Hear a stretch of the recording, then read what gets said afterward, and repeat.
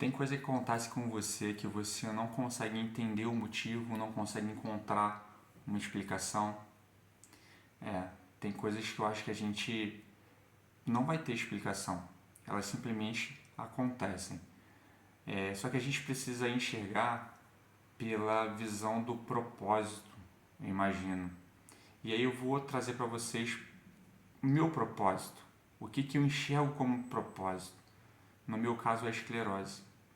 O dia que eu fui no hospital, porque eu estava sentindo muitas dores na coluna, dor na perna, eu dei entrada no hospital imaginando que seria problema na coluna, que eu ia tomar uma injeção e eu ia ser liberado, voltar para casa. Tanto é que eu fui para o hospital sozinho.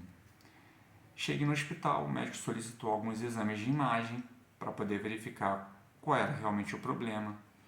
E aí, quando eu fiz a ressonância, ele detectou algo de errado e solicitou que eu fizesse o exame de líquor. Até então, eu não fazia a mínima noção nem do que era esclerose múltipla.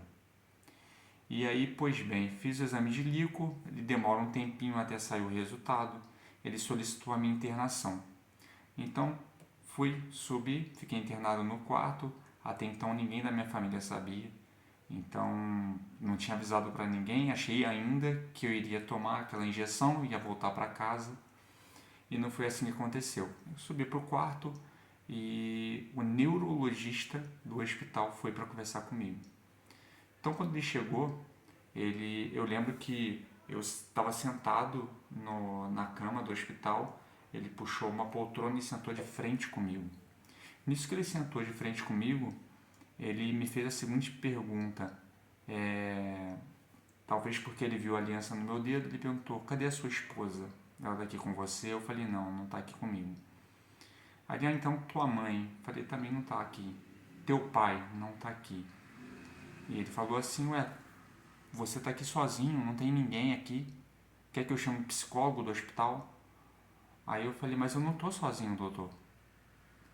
Aí fez aquela cara de interrogação e eu falei com ele: doutor, eu não estou sozinho, Deus está aqui do meu lado.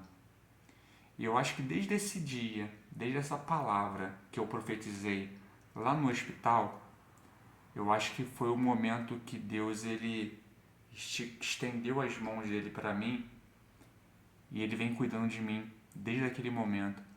Então, naquele dia, foram duas situações muito icônicas assim na minha vida. Uma, a questão do diagnóstico de uma doença até então que não tem cura, grave. A gente tem algumas pessoas que acabaram tendo essa doença e realmente debilitaram muito a sua saúde, não tiveram a tua vida, a tua rotina normal, continuada. E eu declarei ali, naquela hora. Quando o diagnóstico, a gente desaba, a gente chora, a gente fica triste, a gente amargura, não sabe o que fazer. E ao mesmo tempo, naquele hospital, eu tive profunda intimidade com Deus. Foi ali naquele hospital que eu conheci o quão grande amor Deus tem pela minha vida e o quanto que Ele cuida da nossa vida em todos os detalhes. Até então eu ainda continuei com a dúvida: por que isso, Senhor? Como assim? O que eu fiz de errado? Né? A primeira questão que passa na nossa cabeça: o que eu fiz de errado para poder ter uma doença rara, né? Estar com uma doença rara, uma doença que não tem cura, uma doença debilitante. Então, na minha cabeça passa um filme naquele momento: meu filho, minha esposa, meus pais, enfim, meu trabalho, uma infinidade de coisas que eu não conseguiria fazer mais. Como assim? Eu tenho 3 filhos, 3 meninos, como que eu não ia conseguir jogar bola com meus filhos, brincar com meus filhos, levar na praia? Então, a primeira questão comigo foi aquele desespero total quando eu recebi o diagnóstico.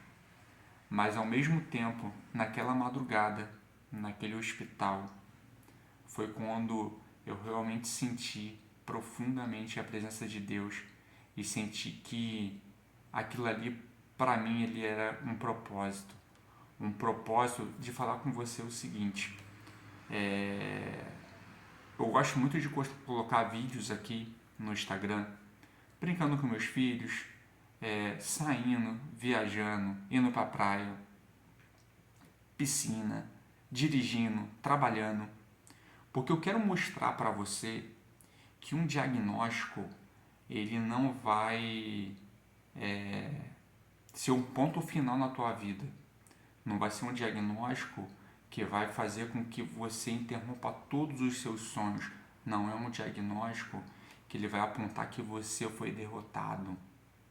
Porque aqueles que nasceram para Cristo, eles não nasceram para ser derrotados. Porque Deus ele fez a gente o quê? Para a gente prosperar, para a gente viver bem.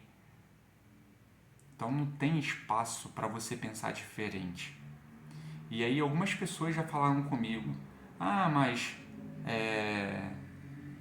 a tua doença não é a minha doença, o teu problema não é o meu problema, o meu organismo não é o teu organismo. Concordo.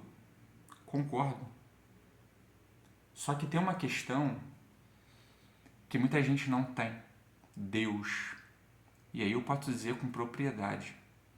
Pode ser sim que o meu organismo não seja o teu, pode ser que as minhas lesões não sejam as suas, pode ser que seja tudo diferente.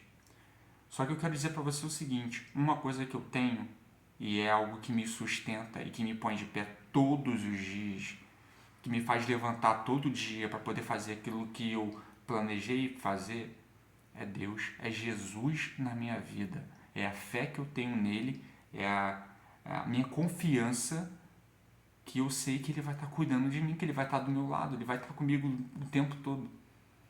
E assim, é a mesma fé que eu gostaria que você tivesse.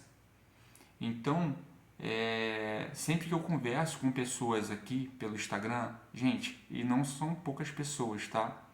Eu tenho aqui, só para vocês terem noção, eu tenho um caderno. Nesse caderno eu tenho um nome de todas as pessoas que conversam comigo no Instagram. Eu não tenho um nome para poder contabilizar as pessoas que estão conversando comigo. Eu tenho o nome das pessoas porque eu quero que essas pessoas tenham a mesma fé, a mesma confiança em Deus que eu tenho. Porque é isso que vai fazer você levantar todos os dias e fazer tudo que você tem, que você precisa fazer. É essa fé que vai te trazer a cura, assim como eu oro todo dia para que eu seja curado. E eu confio em Deus que isso vai acontecer. Eu sei que a esclerose é uma doença que ela não tem cura, mas a gente sabe também que a última palavra vem de Deus. E que a medicina ela está aqui para poder dar o diagnóstico, mas Deus está aqui para dar a cura. E eu creio nisso, eu confio nisso, eu confio no Deus que eu sirvo. E você também precisa fazer isso, você precisa confiar nele. Então, a partir de hoje, você precisa profetizar. Profetizar coisas boas na tua vida, profetizar cura na tua vida. Assim como eu peço a Deus todo dia. Gente, dor, vai sentir, eu sinto dor. Cansaço eu tenho, fadiga eu tenho, minha vista embaça. Acontece. Acontece. Quase todos os dias. Só que Deus ele me sustenta, Deus ele me guarda, Deus ele me guia. Porque eu confio, eu entreguei a minha vida na mão dele. A minha vida é dele, não é minha. Então, o que eu peço para você é você confiar. É você realmente acreditar que é possível a cura, acreditar que Deus ele tem um controle de tudo e que ele está cuidando dos detalhes, mas Deus ele não vai fazer nada sem que tenha a tua autorização. Não adianta você falar, eu quero, Senhor. Tem que ser o seu coração. Você tem que confessar Ele como seu Senhor e seu Salvador e entregar na mão dele a tua vida.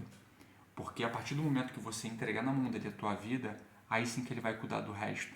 Aí que ele vai tomar posse, você vai tomar posse da herança que ele te prometeu, que é a vida eterna e uma vida boa, uma vida com abundância.